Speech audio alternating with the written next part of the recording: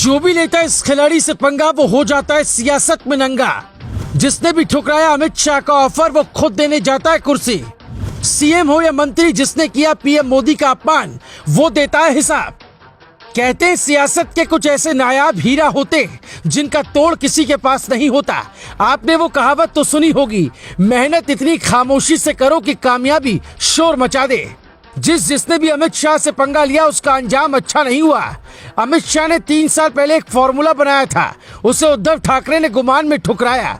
अब इंतकाम की बारी है तो उद्धव सीएम आवास छोड़कर भाग गए। अमित शाह ने किस किस का राजनीतिक भविष्य ही चौपट कर दिया वो बताएं। उससे पहले उद्धव ठाकरे की वो कहानी सुनिए जिसमें उन्होंने चाणक्य को धोखा दिया तो अब कुर्सी गंवानी पड़ सकती है। 2019 में महाराष्ट्र में चुनाव के बाद चाणक्य ने सियासी बिसात बिछाई। आधी रात को बीजेपी नेता देवेंद्र फडणवीस और शरद पवार के भतीजे अजीत पवार ने शपथ ले ली। शपथ की तस्वीर देख देश में सियासी भूचाल आ गया था। पीएम मोदी ने देवेंद्र फडणवीस को बधाई तक दे दी, लेकिन कुछ घंटे में चाणक्य की हर बिसात चारों खाने चित हो गई। शरद पवार ने अजीत पवार को अपने पाले में आने के लिए मना लिया और बीजेपी की सरकार बनते बनते रह गए। सीएम की शपथ लेने के बाद सीएम की कुर्सी पर न बैठना बड़ा अपमानजनक था। शाह की भारी सियासी किरकिरी हुई और दांव पेच की गेम में अमित शाह की पहली बार कोई हार हुई। शाह कई रात तक सो नहीं पाए, कई मंचों पर उनका उदास चेहरा देखा गया। उसी दिन तय हो गया था बदले का प्लान और 3 साल बाद जब प्लान जमीन पर उतरा तो खुद महाराष्ट्र के सीएम, मंत्री, विधायक अपनी अपनी कुर्सी लेकर शाह के दरवाजे तक जाने लगे हैं। लेकिन आपको समझना होगा मोदी शाह को कौन सी बात इतनी बुरी लगी कि 3 साल में 3 बार प्रयास किया और आखिरकार उद्धव को सीएम आवास छोड़ना पड़ा। ये बात है 1995 की। बीजेपी ने शिवसेना के साथ चुनाव लड़ा, एक साथ सत्ता में रहे, एक साथ विपक्ष में रहे। देश का हर मुद्दा, हिंदुत्व की पॉलिटिक्स साथ साथ आगे बढ़ाई। लेकिन शिवसेना के नेता उद्धव ठाकरे ने अमित शाह को कम सीटें आने पर आंख दिखा दी। राहुल गांधी और शरद पवार की गोद में जाकर बैठ गए।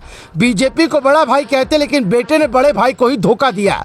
पीएम मोदी और अमित शाह का हाथ छोड़कर उद्धव ने सरकार तो बना ली, खूब मनमानी भी की। पीएम मोदी को सीएम बनने के बाद आंखें तक दिखाई। अमित शाह ये सब देख रहे थे। उन्हें पता था एक दिन वो गली में आएगा और फिर पूछेगा, साहब बताना मेरे लिए कोई काम हो तो। शिवसेना ने हमेशा हिंदुत्व की राजनीति की, लेकिन कांग्रेस के साथ सरकार बनाकर पैर पर कुल्हाड़ी मार ली। यही वो गलती थी जिस पर अमित शाह ने काम किया। शिवसेना के नेता, विधायक, सांसद सब डर गए कि चुनाव होगा तो बीजेपी को हराना मुश्किल होगा, क्योंकि उद्धव ठाकरे ने हिंदुत्व की तो नैया डुबो दी। इसलिए विधायक और सांसद खुद शाह से मिलते, फोन करते और कहते, हुजूर बस सरकार बना लो, और फिर 72 घंटे में फिजा बदल गई। अमित शाह से टकराने वालों में अकेले उद्धव ठाकरे नहीं हैं, कई नाम हैं जिन्होंने पंगा लिया तो उनकी सियासत खत्म हो गई या पार्टी खत्म हो गई। हाल में बिहार में मुकेश सहनी की पार्टी में शाह ने तूफान ला दिया। यूपी में स्वामी प्रसाद मौर्य का भविष्य बर्बाद कर दिया। यशवंत सिन्हा हो या फिर शत्रुघ्न सिन्हा, सबका हिसाब हो गया। उद्धव ठाकरे के बाद एक नेता का और हिसाब हो सकता है, नाम है जयंत चौधरी। शाह ने यूपी चुनाव में उन्हें खुलकर बुलाया था, लेकिन वो नहीं गए। आगे क्या होगा किसको पता है।